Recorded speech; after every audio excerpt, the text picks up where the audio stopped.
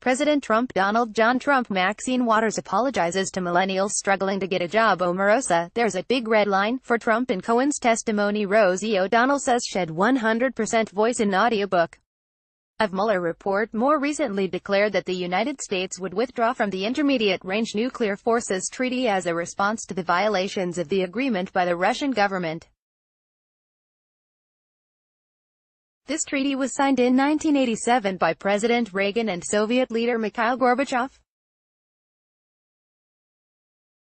It helped ease Cold War tensions by prohibiting ground-launched missiles that travel between 310 miles and 3,420 miles, the conventional type that the United States stationed in Europe in the decades after World War II. Shortly after the White House announcement, Russian President Vladimir Putin indicated that Russia would withdraw from the treaty as well.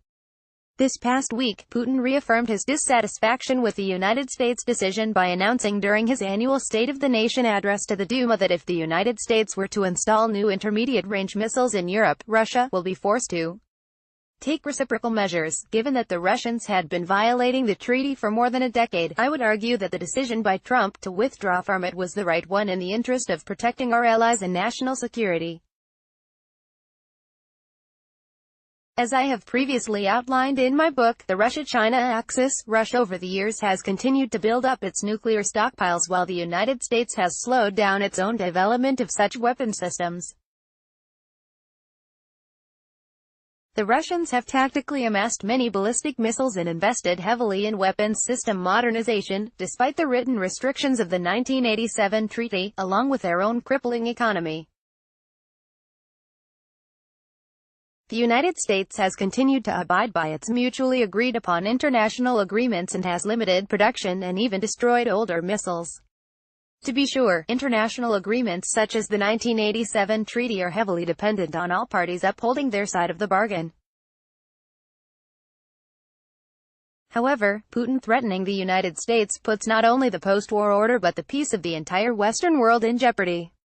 Despite expansion of missile capabilities in Russia, China, Iran, and North Korea, the United States maintains the strongest international military network and strongest relationship with its allies, especially its NATO partners, despite a lack of more clear foreign policy guidance from the past and present administrations. The United States cannot continue to idly stand by as Russia continues to build its nuclear capabilities. The policy of reducing stockpile to encourage others around the world to do the same has not worked. We must respond with force and do so quickly. By no means am I calling for an armed conflict, but I am calling for the United States to continue to grow its military capabilities and ensure that the stability that has allowed for record global growth and peace is not destabilized.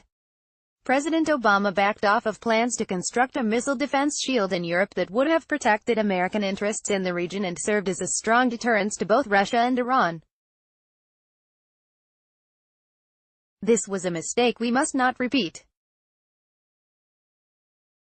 It is imperative that the United States keeps exploring its options in Europe to ensure that Russian expansion is stopped and starts to decline, regardless of the latest threats from Putin. Let me make clear that Russia is a threat. The threat is not new and it is one that we are not prepared for.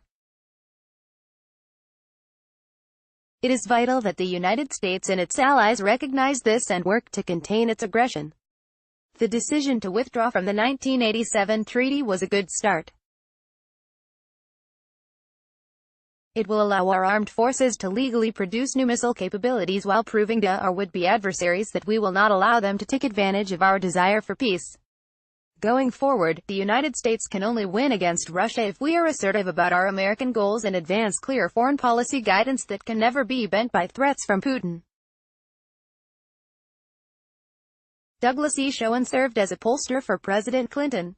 A longtime political consultant, he is also a Fox News contributor and the author of several books, including The Russia-China Axis, The New Cold War and America's Crisis of Leadership. Follow him on Twitter at Douglas E. Schoen.